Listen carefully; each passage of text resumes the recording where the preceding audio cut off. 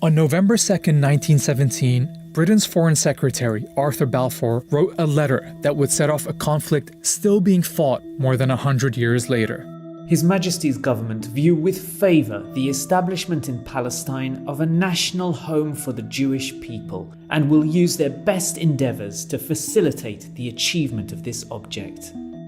When Balfour wrote of his government's intent to create a Jewish homeland in Palestine, 90% of the people living there were not Jewish. Just 31 years later, most of them were gone. כמה אתה חושב אנשים הרגת ככה? לא ספרתי. אני לא יכול לדעת בחיי. היה לי מקלע עם 250 כדורים. This is the story of the British promise that led to the destruction of Palestine and the creation of the State of Israel.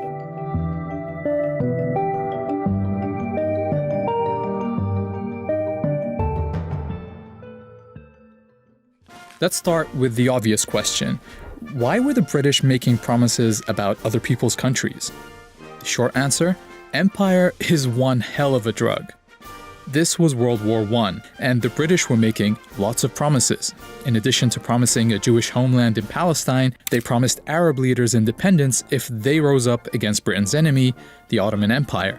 The Arabs did. Hollywood even made a movie about it. Arabia's for the Arabs now. That's what I've told them anyway. That's what they think. That's why they're fighting. Oh, surely.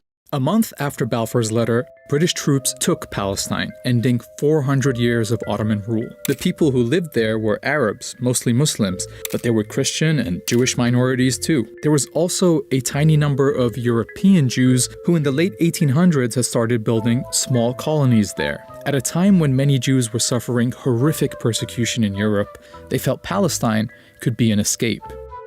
The idea of building up a Jewish presence in Palestine became known as Zionism, but it stayed a fringe movement among European Jews. Many of them felt they shouldn't have to leave their countries to avoid persecution. But Zionism as a political movement took a big step forward with an Austrian man called Theodor Herzl. And this guy is a very important name in this story. In 1896, he published Der Judenstaat, or in English, The Jewish State. In it, he said the only way for Jews to avoid Europe's anti-Semitism was not just to leave, but to have their own country. And Herzl didn't just write. The next year, he organized a conference in Basel, Switzerland, the first Zionist Congress. The attendees agreed on a program which sought, among other things, to establish a Jewish homeland in Palestine and promote Jewish settlement in Palestine. From here on out, the Zionist movement became very active, setting up funds to promote Jewish immigration to Palestine, companies to buy land there, and recruiting representatives to advocate for their cause with different governments.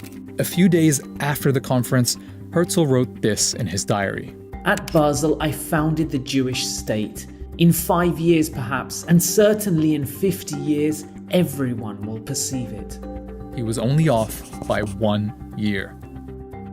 Okay, so that is a lot of history, but it's important because the Zionist movement is a critical part of the story going forward, especially after it found a friend in the British government, where a lot of high-ranking officials supported Zionism, sometimes for unexpected reasons. Prime Minister Lloyd George, for example, was a Christian zealot who believed gathering the Jewish people in Palestine would bring Jesus Christ back to earth. Others, like Balfour, believed that getting the Jewish people out of Europe and into their own country would be a good thing.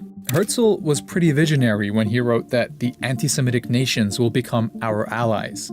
Meanwhile, the Zionists assured Britain that their future country would be a reliable ally.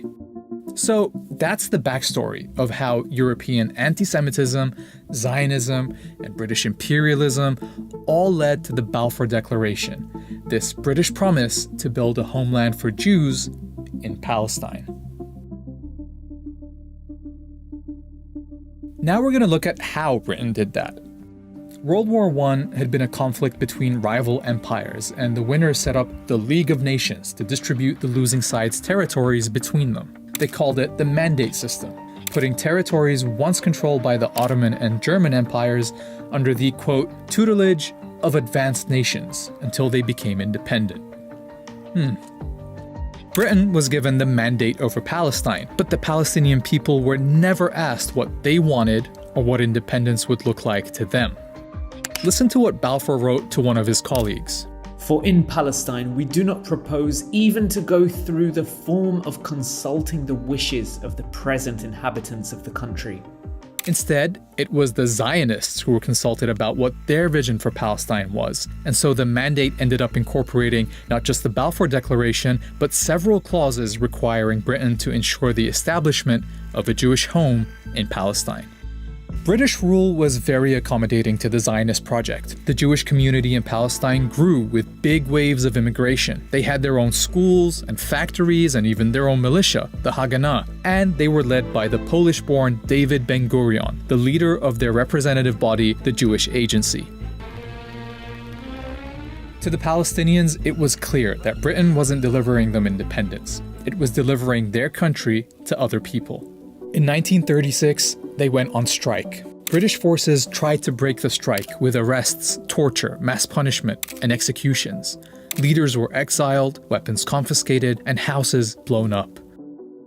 Palestinian fighters attacked British and Jewish targets, while British and Haganah forces would carry out joint raids on Palestinian villages. Something had to change. The British government sent a commission called the Peel Commission to figure it out, but their proposed solution was typical. Just draw another British line on the map, divide the country, give this part to the Jews and this part to the Palestinians, and make that part of Transjordan next door. Oh, and because the Palestinians were a majority in the country, 250,000 of them would have to be removed by force to make the Jewish state viable. Remember, these were the proposals that were meant to calm things down. Spoiler, they didn't. Instead, the revolt continued until 1939, by which time about 10% of Palestine's adult male population had either been killed, injured, arrested, or exiled. The British government really needed a solution. So, here comes another report. The Commission is studying the 20-year-old Jewish settlements in British-mandated Palestine. The 1939 White Paper created a conflict between the British and the Zionists for the first time, because it rejected partition and said the solution was for Palestine to gain independence within 10 years, with everyone living there sharing it together. Crucially, it also imposed severe limits on Jewish land purchases and immigration. To the Zionists, this felt like a betrayal. In response, some set off bombs across the country, killing dozens of Palestinians. But soon, everyone was distracted by something much bigger. More than 60 million people were killed in World War II, including 6 million Jews murdered in Nazi death camps. Jewish survivors fled Europe, with a large number of them trying to find safety in Palestine despite the British limit on Jewish immigration. This set off a more direct confrontation between the Zionists and the British, with Palestinians often targeted as well. The Zionists knew two things. Militarily, they were stronger than the Palestinians, and Britain was exhausted by World War II, so it wouldn't have the stomach to keep fighting in Palestine. They were right. In 1947, after 30 years of occupation, Britain announced it was quitting Palestine and asked the newly formed United Nations to clean up its mess. Alright, 1947 and 1948 are the most pivotal years in this story, so let's take a look at how things are lining up. During British rule, Jews had gone from 10% to 30% of the population, and owned about 6% of the land. Under Ben-Gurion's leadership, the Jewish Agency was pretty much functioning as a government for the Jewish community. And the Zionist militias had tens of thousands of soldiers, modern weapons, and officers who'd already fought in World War II. On the other side, the Palestinians hadn't been allowed to develop their own administration or military. But as they waited for the UN's solution, they were still the majority all over the country. In November 1947, the UN, then only made up of a fraction of the world's countries, voted to partition Palestine. This plan marked off 55% of the country for a Jewish state, but the UN never explained how it could be a Jewish state when half the people in its territory were Palestinian. To nobody's surprise, Palestinians, and in fact all Arabs, rejected the UN's plan. Ben-Gurion and the Zionist leadership accepted, but they saw an opportunity. With the British on the way out, the Zionists knew they would have the strongest military in Palestine. Their forces were instructed to seize more territory than they'd been awarded by the UN and to do what was necessary to reduce the number of Palestinians in it. In cities like Haifa, the militia set off car bombs in Palestinian neighborhoods. They attacked villages and forced residents out. Haganah troops have driven the Arabs out of the beleaguered city, taking many prisoners. After inspecting parts of western Jerusalem that had been emptied of Palestinians, Ben-Gurion said, "In many Arab neighborhoods in the West, you do not see even one Arab. If we persist, it is quite possible that in the next 6 or 8 months there will be considerable changes in the country, and to our advantage." One of the events that helped speed up these changes took place on April 9th, 1948, when the village of Deir Yassin was attacked. A British government report to the United Nations describes the scene. 250 people were killed in circumstances of great savagery. Women and children were stripped, lined up, photographed, and then slaughtered by automatic firing. The story of what happened at Deir Yassin set off panic all over the country. As news spread, people fled, fearing they would be next. Historians have recorded dozens of similar massacres during this period. Each time, they would result in entire communities fleeing. תמיד הייתה הוראה, והייתה הוראה של בן גוריון, לגרש את האנשים משם. כבשנו את המקום, טרקטורים חרשו את המקום. חרשו. לא נשאר זכר של כבר. למה? לא רצו שתהיה, לא חזרה ולא זכר של המקום. By the time Britain ended its mandate on May 15, 1948, 250,000 Palestinians had fled. The night before, David Ben-Gurion announced the founding of the State of Israel, with himself as its first prime minister. He was standing under a giant portrait of Herzl, 51 years after Herzl had predicted this very moment. The Zionist militias came together as the newly formed Israel Defense Forces, but the fighting wasn't over. With the British out of the way, soldiers from several Arab countries entered Palestine. But the Israeli army was better equipped, better organized, and unlike the Arab armies, had a unified command and backing from several European countries. Israeli forces pushed into places that the UN had assigned to the Palestinian state, like the towns of Lidda and Ramle. 50,000 people were forced to flee from there, many on foot, in what became known as the Lidda Death March. After being emptied, the towns were given Hebrew names, Lod and Ramla. Like in many other emptied towns, the buildings and homes were taken over by the new Israeli state and given to Jews. By the time the UN secured an armistice, 3/4 of the Palestinian people had become refugees. In Arabic, they call this the Nakba, literally the catastrophe.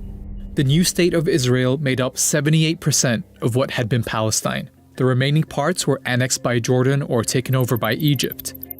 A year later, the UN passed a resolution calling for all Palestinian refugees to be allowed to return home. They never have been. Palestine had been erased. In the decades since, attempts to resolve this conflict have again tried to partition the land. With each successive attempt, the territory offered to Palestinians in their historic homeland shrinks even more. Ironically, Israel is still struggling to maintain the population advantage it gained in 1948 when it forced all those people out, because in 1967, it occupied the West Bank and Gaza, bringing all the Palestinians living there under its rule. And so today, the population of Jews and non-Jews in this land is roughly equal. But those living under occupation have no rights, no citizenship, and no prospect of independence. The Nakba-era tactics of settlement, home demolitions, and expulsion are still used against them. Nakba, Nakba, no! We want Nakba, Nakba, no! Israel has taken the land but wants nothing to do with the millions under its rule. International, Israeli, and Palestinian human rights groups say this system is a form of apartheid. To see if that's an accurate description of Israel more than 100 years after Balfour's Promise, watch this video here.